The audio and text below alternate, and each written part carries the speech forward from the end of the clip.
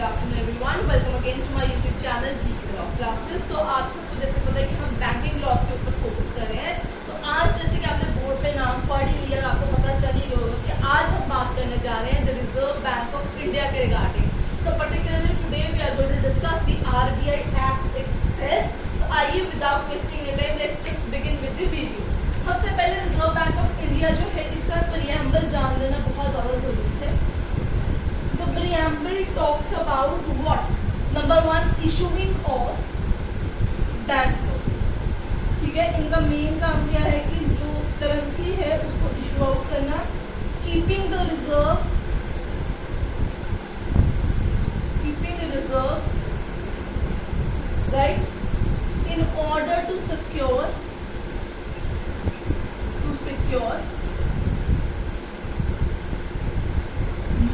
what? Monetary stability in India, right? Stability in India. इसके अलावा एक और है to operate the currency and credit system in India. अगर आपको कहीं पे कोई वर्ड क्लियर नहीं होता, किसी चीज़ का मीनिंग नहीं समझ आता, तो आप कमेंट सेक्शन में करके पूछ सकते हैं। अगर आपको आज की हमारी वीडियो पसंद आए तो उसे लाइक शेयर करना बिल्कुल भूलिएगा मत किसी के साथ। If you are viewing the channel from quite long time और आपने चैनल को सब्सक्राइब नहीं किया तो मैं आप सबसे रिक्वेस्ट करूँगी कि फटाफट से चैनल को सब्सक्राइब कर लीजिए। सो प्रीएम्बल में बेसिकली बात यही की गई है that they are responsible for issuing the bank notes and keeping the reserves in order to secure the monetary stability in the country, whereas with these two they are in order to operate the currency and credit system in the India. तो ये तीन points जो है ये preamble में mention किए गए हैं, जिससे आप इनकी वर्कफोर्स का अंदाजा लगा सकते हैं कि इनका मेन काम क्या है, क्यों इसको बनाया गया है। ठीक है, तो आप इसको एज इट इज तीनों पॉइंट्स को पेन डाउन कर लीजिए because these are very important. क्योंकि अगर आपको प्रीएम्बल ही किसी एक्ट का समझ नहीं आएगा तो आप जान नहीं पाएंगे कि for what the particular act has been enacted. Right students, अगला पॉइंट चलते हैं। इट एक्सटेंड्स टू, ठीक है, होल ऑफ इंडिया। सो ये सारे ही इंडिया में ये पर्टिकुलरली एक्ट जो है आपका लागू है। It has 61 sections and 4 schedules. अब मैं जो है शेड्यूल्स इस तरीके से लिखती हूँ, उसको फुल फॉर्मेट पे नहीं लिखती हूँ, बट आप प्रॉपर्ली लिखिए। The act has 61 sections in total with 4 schedules and the act extends to whole of India. Again, this is an important point to remember. Right? इसके अलावा बात करते हैं important definitions. अब इसमें जो इस particular act के अंदर एक ही important definition है, ठीक है, और कोई important definition नहीं दी गई है, वो section number 2 में दी गई है आपको। अब वो कौन सी पर्टिकुलर डेफिनेशन है, वो है scheduled bank.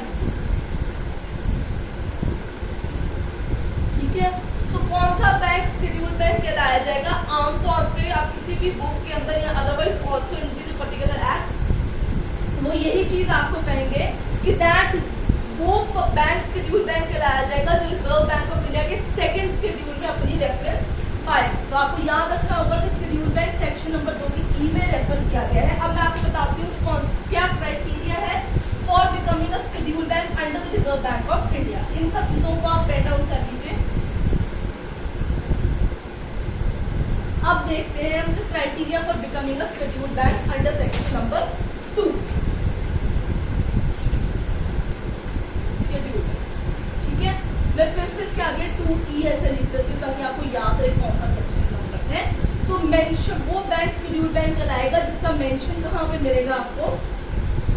In second schedule of act. ठीक है, ये जनरल डेफिनेशन है, जनरल पैराग्राफ है, बट इट हैज 4 क्राइटेरियाज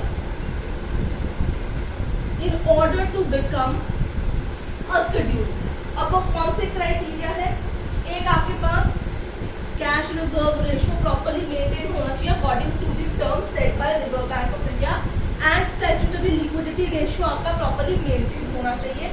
इसके अलावा जो आपका ये हो गया आपका 1, दूसरा आपका हो गया डिमांड टाइम लायबिलिटी जो है आपकी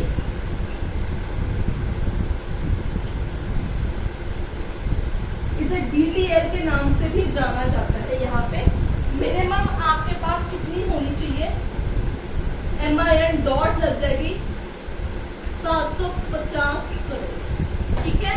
सो you have to maintain CRR, SLR, DTL, आपको ये मेंटेन करना है। इसके अलावा जो आपका कैपिटल एडिक्वेसी रेशियो है, CAR जो होना चाहिए, percentage of bank risk wait asset और क्रेडिट एक्सपोजर जो है उस चीज पे आपका अच्छा खासा फोकस होना चाहिए according to what are the terms and condition laid by the Reserve Bank of India. CAR मतलब capital adequacy ratio. And since last 3 years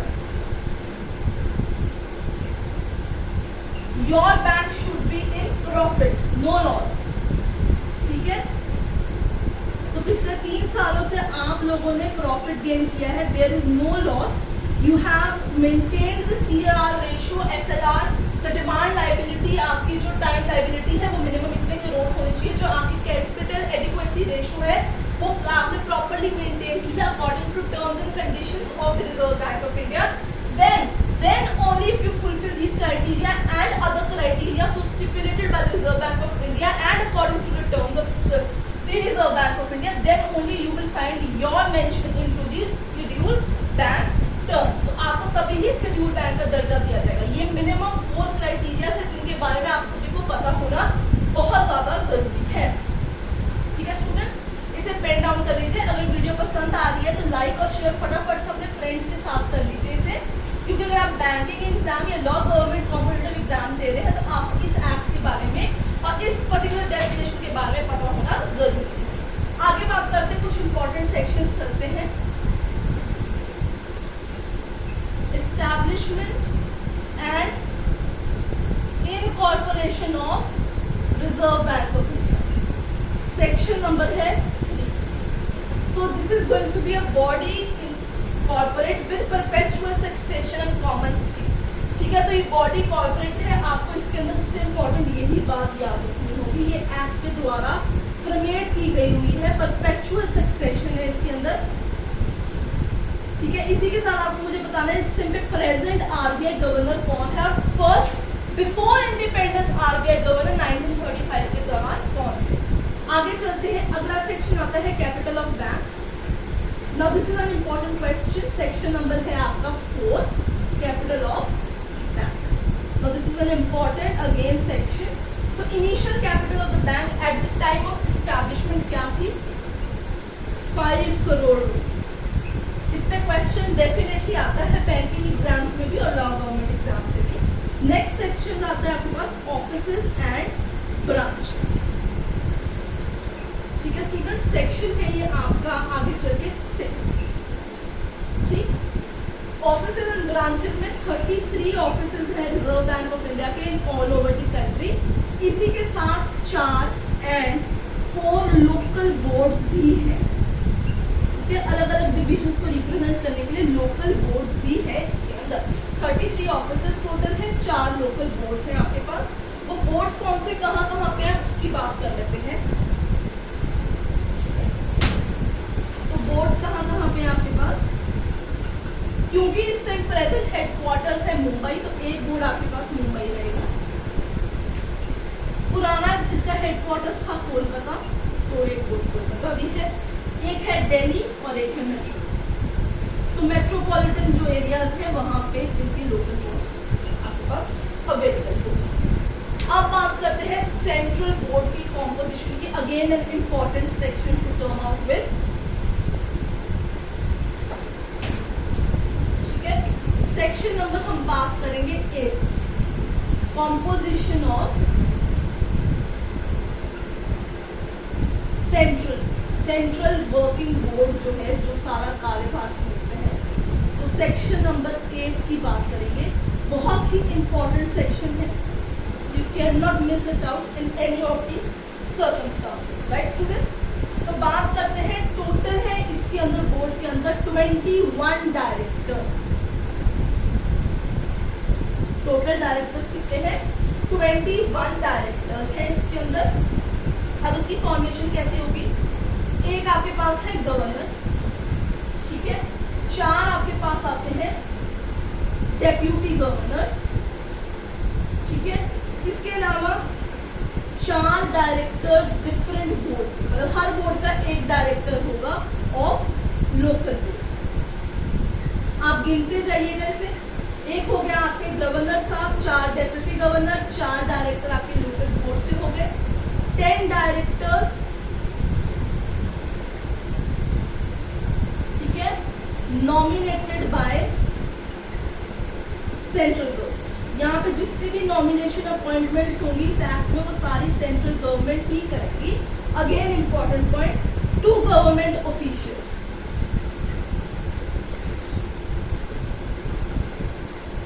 ठीक है, 8, 10, 20, 21 हो गए आपके पास 2 government officials, again nominated by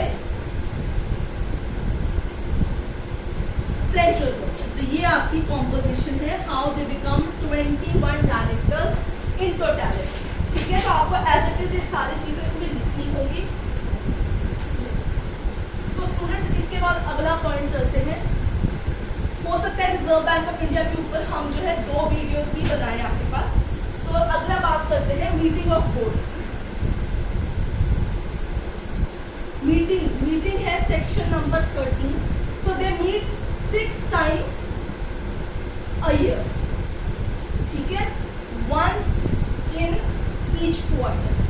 ये जो पर्टिकुलर बोर्ड है इसकी मीटिंग की बात हो रही है, इस चीज के ऊपर आपको ध्यान रखना है। 6 टाइम एक साल के अंदर, once in every quarter, right students. इसके अलावा यहाँ पे इन्होंने दिया हुआ है, they have various other kinds of work, जैसे कि बिजनेस दे में ट्रांजिट, कौन सा बिजनेस ये जो है कंडक्ट कर सकते हैं। सेक्शन है 70। सो इशू कर सकते हैं करेंसी नोट, मॉनेटरी स्टेबिलिटी बना के रखना है, पैसा विदाउट इंटरेस्ट गवर्नमेंट से लेना है, फॉरेन सिक्योरिटीज की सेल परचेज करानी है, लोन्स ग्रांट करने हैं, बिल्स जो है आपके वो ये लोग इशू कराते हैं। इसी के साथ कौन से बिजनेस को ट्रांजिट नहीं कर सकते, वो सेक्शन नंबर आपकी जो है 19 में दिया गया है। जैसे trade, mortgaging, purchasing of share, deposit, interest, ऐसे काम ये लोग बिल्कुल भी नहीं करते हैं। इस चीज के ऊपर आपको ध्यान रखना होगा। आई फील कि हमारे पास टाइम थोड़ा कम है, जिसके कारण हमें रिजर्व बैंक ऑफ इंडिया के ऊपर पार्ट 2 एक वीडियो बनानी होगी। But in all totality I think मैं आपको एक सेक्शन नंबर्स की लिस्ट दे सकती हूँ शॉर्ट्स फॉर्मेट के अंदर। तो अगर आपको आज का part 1 of Reserve Bank of India पसंद आया तो इस वीडियो को लाइक शेयर कर दीजिए। जल्दी ही पार्ट 2 के साथ आऊंगी, जिसमें आगे मॉनेटरी पॉलिसी की कॉन्स्टिट्यूशन जो है, मॉनेटरी पॉलिसी कमेटी कॉन्स्टिट्यूशन पे हम डिस्कशन करेंगे। So till then don't forget to hit like share button और सब्सक्राइब जरूर कर दीजिएगा, क्योंकि आज मैं सेक्शन नंबर्स के ऊपर भी एक शॉर्ट जरूर डाल दूंगी। Till then